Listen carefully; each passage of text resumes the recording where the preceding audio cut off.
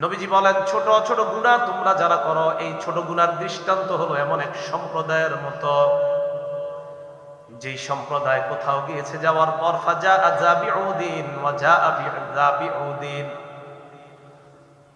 কোন এক সম্প্রদায় বাগানে গিয়েছে যাওয়ার পর রুটি খাওয়া তাদের প্রয়োজন, এবার রুটি রান্না করার জন্য লাকড়ি সংগ্রহ করা প্রয়োজন। আমরা 10 জন বাগানের মধ্যে ছড়িয়ে পড়লাম, 20 জন ছড়িয়ে পড়লাম, এক একজন এক একটা লাকড়ি আনলাম। একটা লাকড়ি দেখতে কম, 20টা লাকড়ি একত্রিত করলে কম না বেশি? নবীজি বলেন, লাকড়িগুলা একত্রিত করার পর হাত্তা আনদাজু খুবজাতাহুম, তারা তাদের রুটিগুলা রান্না করতে পারে, কারণ লাকড়ির সংখ্যা এখন বেশি। যেমনি ভাবে অনেকগুলা লাকড়ি একত্রিত করলে আগুন জ্বালানো যায়, রুটি রান্না করা যায়, তুমি ছোট ছোট গুনাহ যখন করতে থাকবা, করতে করতে তোমার গুনাহ এত ব্যাপক হয়ে যাবে, ইউহলিক, এক পর্যায়ে এই গুনাহ তোমাকে ধ্বংস করে দিবে। বলেন নাউজুবিল্লাহ। লাকড়ি একটা একত্রিত করতে করতে একটা একটা 20টা হয়ে যায়, 10টা হয়ে যায়। যেমনি ভাবে একটা লাকড়ি 10 জনে একটা একটা করলে 10টা, বা 20 জনে বা এক সম্প্রদায় এক একটা করলে বিশাল বড় লাকড়ির স্তূপ তৈরি হয়। আপনি ছোট ছোট গুনাহ করতে করতে এটা বিশাল স্তূপ আকার যখন ধারণ করে, আপনার জিন্দেগিটা এই গুনাহ ধ্বংস করে দেয়। নাউজুবিল্লাহ। গুনাহ যখন করতে করতে সমাজের মধ্যে গুনাহ ব্যাপক হয়ে যায়, গজব ব্যাপকভাবে আসে। মুসনাদে আহমদ কিতাবের নাম, হাদিস নাম্বার 26,638 নাম্বার হাদিস। এই হাদিসের মধ্যে রাসূল করিম সাল্লাল্লাহু আলাইহি সাল্লাম বলেন, ইজা যহরাতিল মাআসি ফি কওমিন, কোন সম্প্রদায়ের মাঝে যখন গুনাহ ব্যাপক হয়ে যায়, আম্মাহুমুল্লাহু বিআযাবিন মিন ইনদিহি, আল্লাহর পক্ষ থেকে ব্যাপকভাবে আযাব তাদেরকে গ্রাস করে নেয়। সুবহানাকা লা ইলমা লানা ইল্লা মা আল্লামতানা ইন্নাকা আনতাল আলিমুল হাকীম। মসজিদুত তাকওয়া জিগাতলার উদ্যোগে আয়োজিত অধ্যকার এই মাহফিলের সম্মানিত প্রধান মেহমান, প্রধান আলোচক হযরত মাওলানা আল্লামা হাসান জামিল সাহেব দামাত বারাকাতুহুম, অন্যান্য আমন্ত্রিত উলামায়ে কেরাম, সামনে উপবিষ্ট মুসলমান ভাইয়েরা, পর্দার আড়ালে অবস্থানরত মা বোনেরা, আল্লাহ পাক রব্বুল আলামিনের দরবারে শুকরিয়া আদায় করছি, আল্লাহ আমাদেরকে এই মাহফিলে উপস্থিত হওয়ার তৌফিক দান করেছেন। সকলে বলি আলহামদুলিল্লাহ। আপনাদের সামনে সূরা শুরার 30 নম্বর আয়াতে কারিমা তেলাওয়াত করলাম। এই আয়াতে আল্লাহ বলেন, ওয়ামা আসাবাকুম মিন মুসিবাতিন ফাবিমা কাসাবাত আইদিকুম, তোমাদের উপর যেই বিপদ আপদ আপতিত হয়, তোমাদের উপর যেই বিপদ আপদ আসে, ফাবিমা কাসাবাত, এইগুলো তোমাদের হাতের কামাই, তোমাদের নিজেদের কর্মফলের কারণেই তোমাদের উপরে বিপদ আসে। ওয়াফু আন কাসির, অনেকগুলা তো আল্লাহ মাফি করে দেয়, সবগুলোর জন্য তো আল্লাহ ধরেও না। আমাদের উপরে যে গজব আসে, আমাদের কৃতকর্মের কারণেই গজবগুলো আসে, বিপদ আসে, কিন্তু সবগুলা আল্লাহ ধরে না। সবগুলা ধরলে আমাদের খবর আছিল। আল্লাহ অনেকগুলা মাফ করে দেয়, কিছুর কারণে পাকড়াও করে। এই জন্য বর্তমান যে যুগে আমরা আছি, এই যুগে চ্যালেঞ্জিং হলো গুনাহ থেকে বেঁচে থাকা। চারদিকে ফিতনা আপনাকে গুনাহের মধ্যে লিপ্ত করতে চাইবে।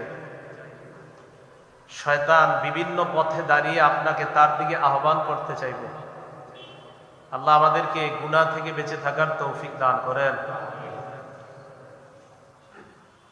বুখারী শরীফের 6308 নম্বর হাদিস। এই হাদিসের মধ্যে নবীজির সাহাবা আব্দুল্লাহ ইবনে মাসউদ রাদিয়াল্লাহু তাআলা দুটি হাদিস বর্ণনা করেছেন এখানে। একটা নবীজির পক্ষ থেকে, আর একটা উনি নিজের বক্তব্য দিয়েছেন। উভয়টাই বুখারী শরীফের বর্ণনা। আব্দুল্লাহ ইবনে মাসউদ রাদিয়াল্লাহু তাআলা আনহু বলেন, ইন্নাল মুমিনা ইয়ারা যুনুবাহু কাআন্নাহু কাঈদুন তাহতা জাবাল। একজন মুমিন তার গুনাহটাকে এমন মনে করবে যেন সে একটা পাহাড়ের নিচে বসে আছে। সে গুনাহকে মনে করবে একটা পাহাড়ের নিচে বসা। ইয়াখাফু আইয়াকা আলাই, এই পাহাড়টা তার উপরে পড়তে পারে। আমাদের উপর যদি কোনো পাহাড় পড়ে আমরা বাঁচবো না, আমরা মরে যাইব। একটা পাহাড় লোড নেওয়ার মতো ক্ষমতা আমাদের কারো নাই। একটা গুনাহকে ইমানদার মনে করবে যে একটা পাহাড় বিশাল, এই পাহাড়টা আমার উপর যে কোনো সময় পড়ে যেতে পারে। তো পাহাড় থেকে যেমন নিজেকে বাঁচানো এটা জরুরি, কারণ পাহাড় আমার উপরে পড়লে আমি নির্ঘাত মারা যাইব। তেমনি ভাবে একটা গুনাহকে মনে করতে হবে বিশাল বড় পাহাড়ের মতো। এই গুনাহটা আমার জিন্দেগিটা শেষ করে দিতে পারে। এই জন্য একজন মুমিন তার একটা গুনাহকে মনে করবে একটা পাহাড়ের মতো। আজকে থেকে কখনো গুনাহ করার আগে আপনি চিন্তা করবেন, আমি যেটা করতে যাচ্ছি এটা তো বিশাল বড় একটা পাহাড়ের মতো।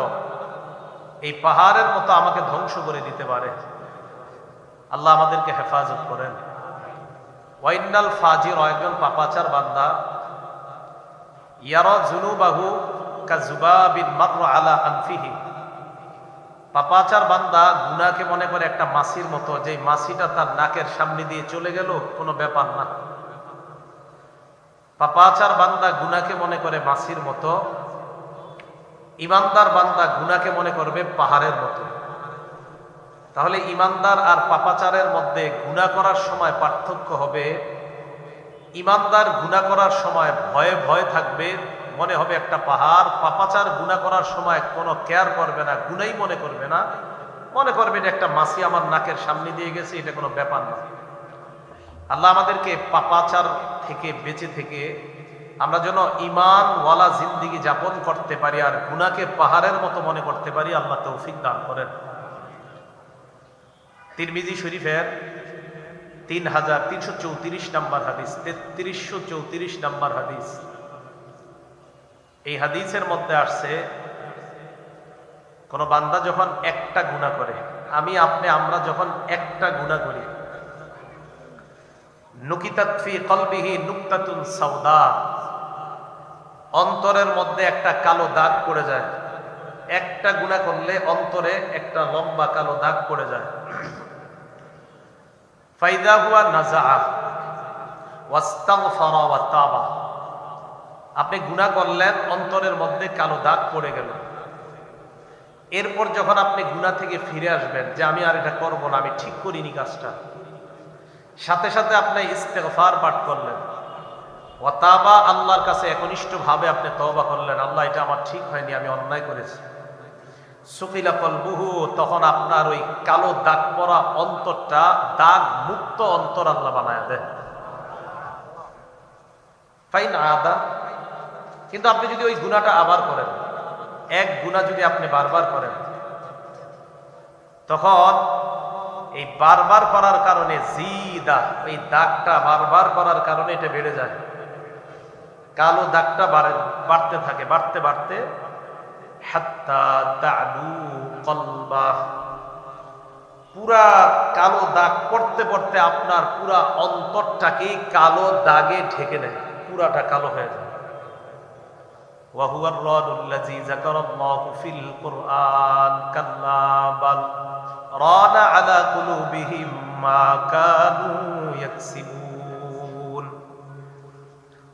বারবার গুনাহ করতে করতে যখন আপনার অন্তর কালো দাগের ভিতরে এটা ডুবে যায়, চারপাশে এখন কালো দাগ, পুরাটা কালো।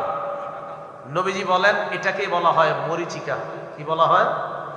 আর এই মরিচিকার কথাই আল্লাহ কোরআনে বলছেন, কাল্লা বাল রানা আলা কুলুবিহিম মা কানু ইয়াকসিবুন। তাদের কৃতকর্মের কারণে তাদের এই গুনাহগুলা একটা আবরণ হিসাবে তাদের অন্তরকে ঢেকে নিয়েছে। আর এই জাতীয় অন্তরওয়ালার সাথে ইন্নাহুম আর রাব্বিহিম ইয়াউমা ইযিন লামাহজুবুন, সেদিন আল্লাহ পাক রব্বুল আলামিন তাদের থেকে লামাহজুবুন, তাদের থেকে আল্লাহ পাক রব্বুল আলামিন আড়ালে থাকবেন, তারা যেন আল্লাহকে দেখতে না পারে। এই জন্য আল্লাহ পাক রব্বুল আলামিন তারা যেন আল্লাহকে দেখতে না পারে, কালো দাগওয়ালা অন্তরগুলা, তাদের থেকে আল্লাহ আড়াল হয়ে যাবেন, বলি নাউজুবিল্লাহ। তো আল্লাহ আমাদের থেকে আল্লাহ আড়াল হবে অথবা আমরা আল্লাহর থেকে আড়াল হব, এটা যেন না হয়। গুনাহমুক্ত জীবন যাপন করার তৌফিক আল্লাহ দান করেন। মুসনাদে আহমদ একটা কিতাব আছে, এই কিতাবের মধ্যে আসছে ছোট ছোট গুনাহ আমরা যারা করি, কিছু মনে করি না, এটা কোনো ব্যাপার না। 22,808 নাম্বার হাদিস, 22,808। নবীজি সাল্লাল্লাহু আলাইহি সাল্লাম বলেন, ইয়্যাকুম ওয়া মুহাক্কিরাতিজ যুনুব, তোমরা ছোট ছোট গুনাহ থেকে বেঁচে থাকবা। ফাইন্নামা মাসালু মুহাক্কিরাতিজ যুনুব কামাসালি কওমিন নাযালু বিবাতনি ওয়াদ। নবীজি বলেন, ছোট ছোট গুনাহ তোমরা যারা করো, এই ছোট গুনার দৃষ্টান্ত হলো এমন এক সম্প্রদায়ের মতো, যেই সম্প্রদায় কোথাও গিয়েছে যাওয়ার পর ফাজা আযাবিউদ্দিন ওয়া জাআ বিযাবিউদ্দিন, কোন এক সম্প্রদায় বাগানে গিয়েছে যাওয়ার পর রুটি খাওয়া তাদের প্রয়োজন, এবার রুটি রান্না করার জন্য লাকড়ি সংগ্রহ করা প্রয়োজন। আমি আপনি আমরা 10 জন বাগানের মধ্যে ছড়িয়ে পড়লাম, 20 জন ছড়িয়ে পড়লাম, এক একজন এক একটা লাকড়ি আনলাম। একটা লাকড়ি দেখতে কম, 20টা লাকড়ি একত্রিত করলে কম না বেশি? নবীজি বলেন, লাকড়িগুলা একত্রিত করার পর হাত্তা আনদাজু খুবজাতাহুম, তারা তাদের রুটিগুলা রান্না করতে পারে, কারণ লাকড়ির সংখ্যা এখন বেশি। যেমনি ভাবে অনেকগুলা লাকড়ি একত্রিত করলে আগুন জ্বালানো যায়, রুটি রান্না করা যায়, তুমি ছোট ছোট গুনাহ যখন করতে থাকবা, করতে করতে তোমার গুনাহ এত ব্যাপক হয়ে যাবে, ইউহলিক, এক পর্যায়ে এই গুনাহ তোমাকে ধ্বংস করে দিবে, বলেন নাউজুবিল্লাহ। লাকড়ি একটা একত্রিত করতে করতে একটা একটা 20টা হয়ে যায়, 10টা হয়ে যায়। যেমনি ভাবে একটা লাকড়ি 10 জনে একটা একটা করলে 10টা, বা 20 জনে বা এক সম্প্রদায় এক একটা করলে বিশাল বড় লাকড়ির স্তূপ তৈরি হয়। আমি আপনি ছোট ছোট গুনাহ করতে করতে এটা বিশাল স্তূপ আকার যখন ধারণ করে, আমার আপনার জিন্দিগিটা এই গুনাহ ধ্বংস করে দেয়, নাউজুবিল্লাহ। গুনাহ যখন করতে করতে সমাজের মধ্যে গুনাহ ব্যাপক হয়ে যায়, গজব ব্যাপকভাবে আসে। মুসনাদে আহমদ কিতাবের নাম, হাদিস নাম্বার 26,638 নাম্বার হাদিস। এই হাদিসের মধ্যে রাসূল করিম সাল্লাল্লাহু আলাইহি সাল্লাম বলেন, ইজা যহরাতিল মাআসি ফি কওমিন, কোন সম্প্রদায়ের মাঝে যখন গুনাহ ব্যাপক হয়ে যায়, আম্মাহুমুল্লাহু বিআযাবিন মিন ইনদিহি, আল্লাহর পক্ষ থেকে ব্যাপকভাবে আযাব তাদেরকে গ্রাস করে নেয়। সমাজের মধ্যে এলাকার মধ্যে গুনাহ যখন ব্যাপক হয়ে যায়, এই গুনাহ ব্যাপকভাবে মানুষকে গ্রাস করে নেয়। এক পর্যায়ে এমন হয়ে যায়, মানুষকে যখন আযাব ব্যাপকভাবে গ্রাস করে নেয়, বলেন তো ওই মানুষের মধ্যে, আযাবওয়ালা মানুষের মধ্যে, এলাকার মধ্যে ভালো মানুষ আছে না নাই? সাহাবারা প্রশ্ন করলেন, ইয়া রাসূলুল্লাহ আমা ফীহিম সালিহুন, তাদের মাঝে কি ভালো মানুষ নাই? নবীজি জবাব দিলেন, বালা, ভালো মানুষ তো আছে তাদের মাঝে, তবে ইউসিবুহুম মা আসাবান নাস, খারাপদের উপর যেই গজব আসবে, ভালো মানুষদের উপরও আসবে গজবটা। নবীজি বললেন, এলাকায় যখন ব্যাপকভাবে গুনাহ ছড়ায় পড়ে, ওই এলাকায় ব্যাপকভাবে গজব আসে। সাহাবারা বললেন, হুজুর তাদের মাঝে কি ভালো মানুষ নাই? নবীজি বললেন, হ্যাঁ ভালো মানুষ আছে তাদের মাঝে, তবে এই ভালো মানুষদের উপরে গজবটা আসে যেটা অপরাধীদের উপরে আসে। নবীজি বলেন, সুম্মা ইয়াসিরুনা ইলা মাগফিরাতিন মিনাল্লাহি ওয়া রিদওয়ান, কিয়ামতের মাঠে এই ভালো মানুষগুলা খারাপদের থেকে আলাদা হয়ে আল্লাহর সন্তুষ্টি এবং আল্লাহর পক্ষ থেকে ক্ষমা পেয়ে ভালোরা জান্নাতি হয়ে যাবে। কিন্তু গুনাহ ব্যাপকভাবে হয়ে গেলে এলাকার মধ্যে গজব ব্যাপকভাবে আসবে, গুনাহগার এবং ভালো মানুষ যারা সবাইকে ওই আযাব পাকড়াও করবে। করোনা ভাইরাস, ভালো মানুষও মারা গেছে, ঠিক না? তো ভালো মানুষ, কত আল্লাহওয়ালা মানুষ মারা গেছে।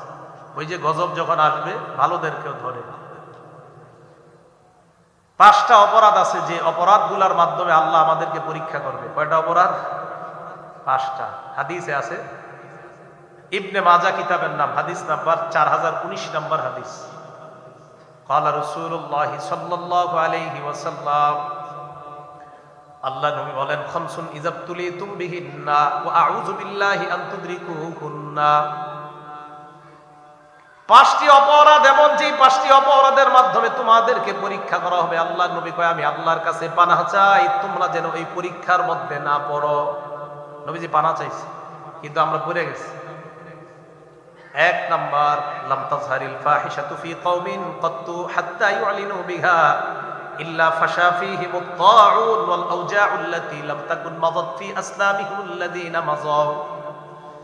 1 নাম্বার, লাম তাজহারিল ফাহিশাতু ফি কওমিন, কোন সম্প্রদায়ের মাঝে যখন অশ্লীলতা ছড়ায় পড়বে, বেহায়াপনা অশ্লীলতা যখন কোন সম্প্রদায়ের মাঝে ছড়িয়ে পড়বে, হাত্তা ইউলিনু বিহা, অশ্লীলতার বেহায়াপনা ছড়িয়ে যাওয়ার পর এই অশ্লীলতা আবার ঘোষণা করবে। খুব ভালো করে এই জায়গাটা শোনেন, অশ্লীলতা ছড়িয়ে পড়ার পর এটা আবার ঘোষণা করবে। ঘোষণা কি করবে?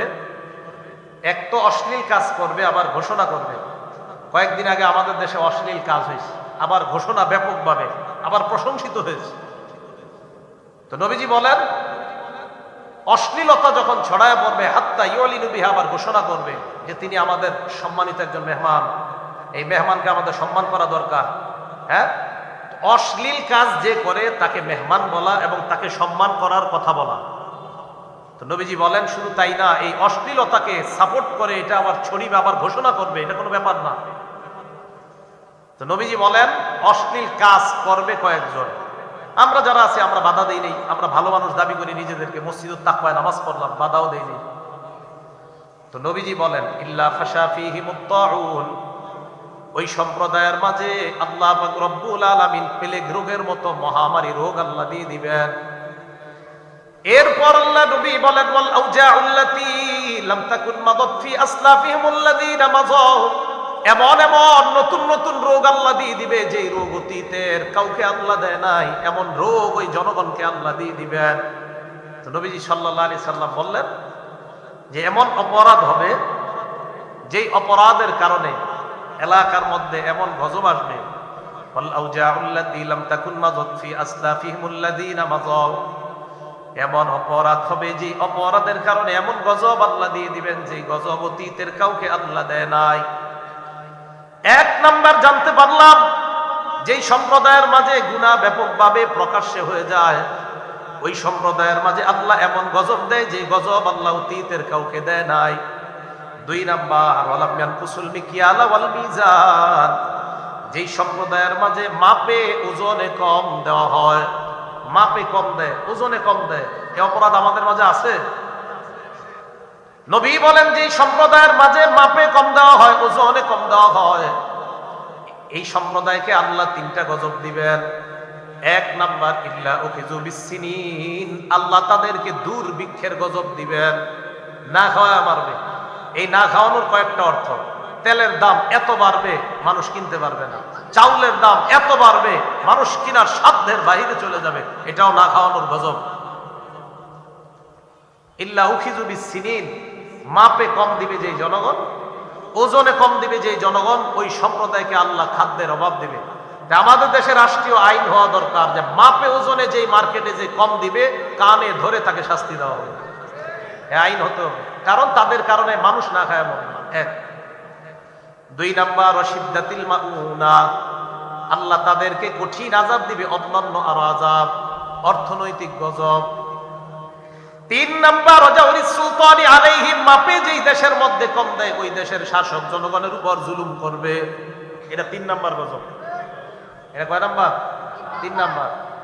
1 নাম্বার, মাপে যদি কম দেয়, 1 নাম্বার গজব, না খাওয়ায় আল্লাহ তাদেরকে মারবে। 2 নাম্বার গজব, অর্থনৈতিক গজব, অভাব অনটন তাদের মাঝে দেখা দিবে। 3 নাম্বার, তাদের শাসক আল্লাহ জনগণের উপর চাপায়া দিবে, শাসক জনগণের উপর জুলুম করবে। কেন? যদি মাপে কম দেওয়া হয়। তাহলে 2 অপরাধ জানলাম। প্রথম অপরাধ, প্রকাশ্যে ঘোষণা দিয়ে গুনাহ করলে এমন এমন গজব আল্লাহ দিবে, যে গজবের নাম অতীতের উম্মত শোনে নাই, যেমন আমরা নতুন নতুন শুনতেছি। 2 নাম্বার, মাপে যদি কম দেওয়া হয় আল্লাহ 3টা গজব দেয়। 1 নাম্বার, খাদ্যের অভাব। 2 নাম্বার অর্থনৈতিক অভাব, আরো অনেক ভয়ঙ্কর আযাব। 3 নাম্বার আল্লাহ ওই দেশের শাসককে জনগণের উপর চাপায়া দিবে, জনগণের উপর অত্যাচার করবে। এই গেল 2 নাম্বার অপরাধ। অপরাধ নাম্বার 3, ওয়ালাম ইয়ামনাউ যাকাতা আমওয়ালিহিম, যেই দেশের মানুষ টাকা হওয়া সত্ত্বেও যাকাত দেয় না। কি এরকম টাকাওয়ালা নাই যারা যাকাত দেয় না? আছে। ওয়ালাম ইয়ামনাউ যাকাতা আমওয়ালিহিম, যাকাত আদায় করে না যারা, টাকা থাকার পরেও যাকাত আদায় করবে না। ইল্লা মুনিউল মাতার মিনাস সামা, আসমান থেকে বৃষ্টি বন্ধ করে দেওয়া হয়। নবী বলেন লাউলাল বাহাইম, এরপরেও যেই দেশের মানুষ যাকাত আদায় করে না, ওই দেশের মধ্যে যদি তোমরা বৃষ্টি দেখো তখন বুঝবা আমি আল্লাহ তোমাদের মানুষকে বৃষ্টি দেই নাই, হাইওয়ান জানোয়ার চতুষ্পদ জন্তু যারা আছে তাদের শান্তির জন্য আমি আল্লাহ বৃষ্টি দিয়ে দিলাম, তোমাদেরকে দেই নাই।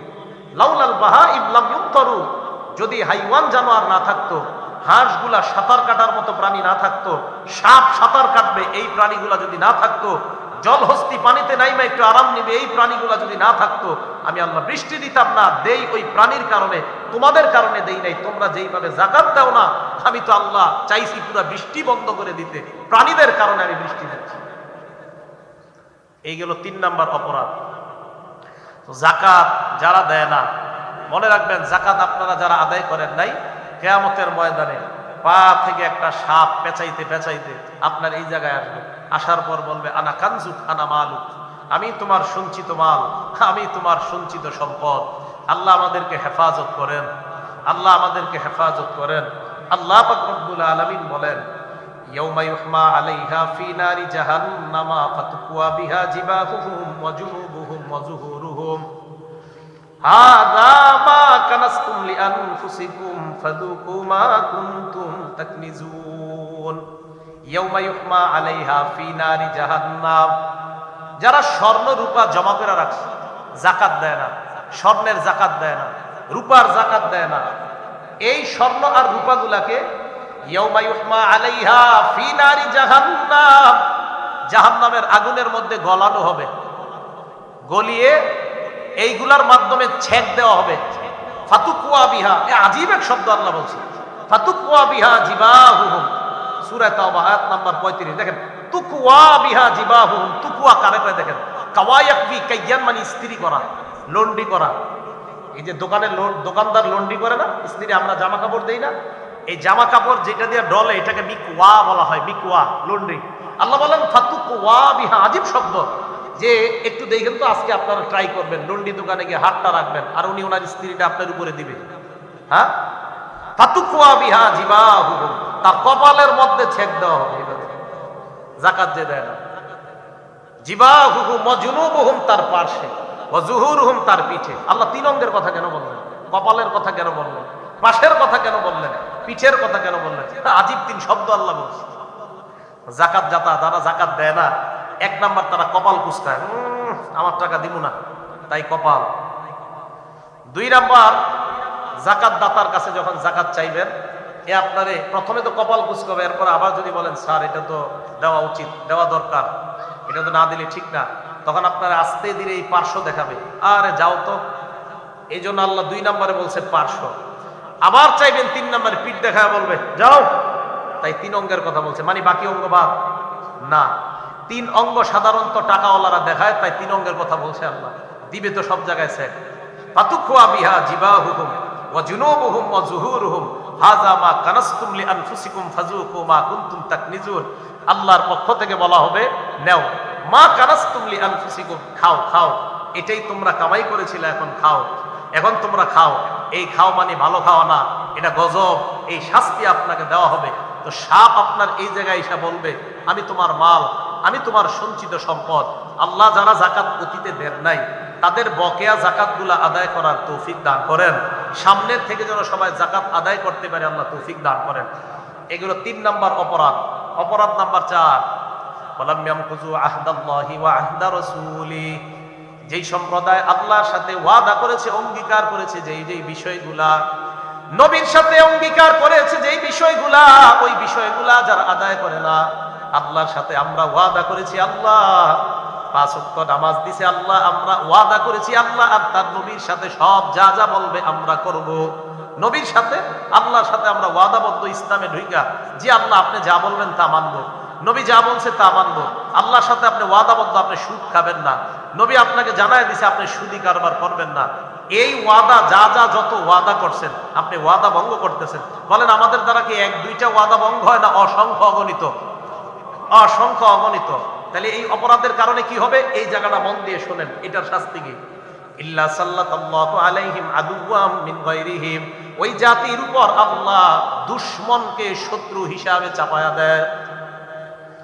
দুশমনকে ওই দেশের শত্রু হিসাবে চাপায়া দেওয়ার পর ফাখাযু মা ফি আইদিহিম, তোমাদের হাতের সম্পদগুলো ওই দুশমন নিয়ে নিবে। তোমাদের সম্পদ দুশমন নিবে। তোমরা মুসলমান, আমি আল্লাহর সাথে ওয়াদা করছো, নবীর সাথে ওয়াদা করছো, একের পর এক তোমরা অপরাধ করতেছো, তখন আমি দুশমনকে তোমাদের উপর চাপায় দিব, ওই দুশমন তোমাদের সম্পদ নিয়ে যাবে। এই কথা গবেষণা করেন রাতে শুয়ে শুয়ে, এটা কি বুঝাইতে চাইতেছে? দুশমন আমাদের উপর চেপে বসবে, আমাদের দামি দামি সম্পদ দুশমন নিবে। কে নিবে? হ্যাঁ, খোঁজেন দেখেন, এরকম দুশমন নেয়নি। কথা কি বুঝে আসছে? চাপাই দিবে, দুশমনকে আল্লাহ শত্রু বানাবে, এই দুশমন আপনার মূল্যবান দামি সম্পদ নিবে। বিসমিল্লাহ।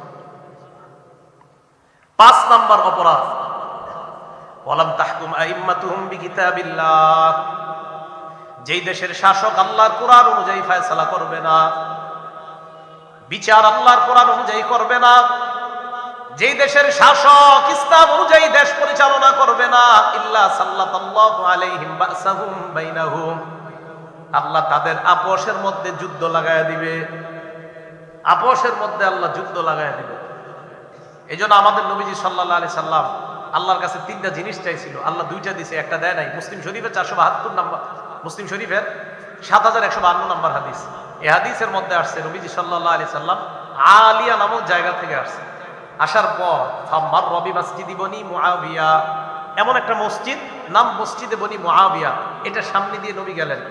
যাওয়ার সময় দাখালা, মসজিদে প্রবেশ করলেন, সাল্লা ফীহি রাকাতাইন, 2 রাকাত নামাজ পড়লেন, দাআ রাব্বাহু তাবিলা, লম্বা দোয়া করলেন।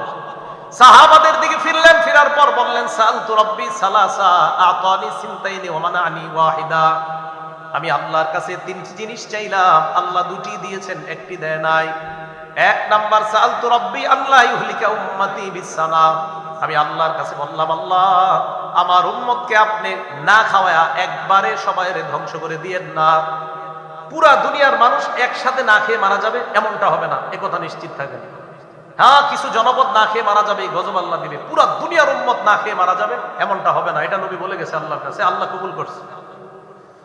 ওয়াসালতু রাব্বি আল্লাহ ইউহলিকা উম্মতি বিল গরাক, আমি আল্লাহর কাছে দোয়া করলাম আল্লাহ আমার উম্মতকে একবারে ফেরাউন বাহিনীর মতো আপনি ডুবায়া মারবেন না। আতানিহা, আল্লাহ এই দোয়াটা কবুল করে নিয়েছেন, আমাদের এই উম্মত একবারে ডুবে সবাই মারা যাবে না। 3 নাম্বার আমি দোয়া করলাম সাআলতু রাব্বি আল্লাহ ইয়াজআলা বাসাহুম বাইনাহুম, আল্লাহ আমার উম্মতের মাঝে আপনি এক দল আরেক দলের উপর চাপায়া দিয়েন না, যুদ্ধ বাঁধায়া দিয়েন না।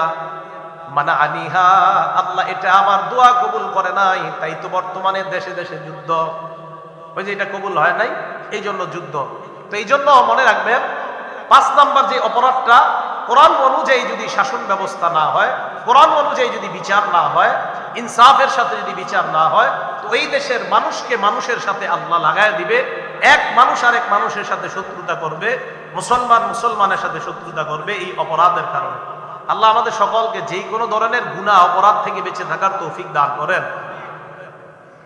মুসলিম শরীফের 5018 নাম্বার হাদিস, قال رسول الله صلى الله عليه وسلم لعن الله, আল্লাহ ওই ব্যক্তিকে অভিশাপ দেয়, মান লাআনা ওয়ালিদা, যেই ব্যক্তি তার পিতা মাতারে অভিশাপ দেয়। কোন ব্যক্তি তার পিতা মাতারে অভিশাপ দেয়, মা বাবারে কয় আপনারা মইরা যেতে পারেন না, আপনার মতো মা বাবা দরকার নেই। লাআনাল্লাহু মান লাআনা ওয়ালিদা, পিতা মাতাকে যেই ব্যক্তি অভিশাপ দেয় তাকে আল্লাহ অভিশাপ দেয়।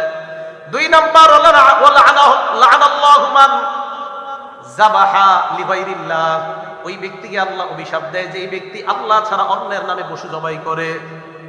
যেই ব্যক্তি আল্লাহ ছাড়া অন্যের নামে পশু জবাই করে, খুব মন দিয়ে শোনেন এই জায়গাটা, যেই ব্যক্তি আল্লাহ ছাড়া অন্যের নামে পশু জবাই করে তার উপরে আল্লাহ অভিশাপ দেয়।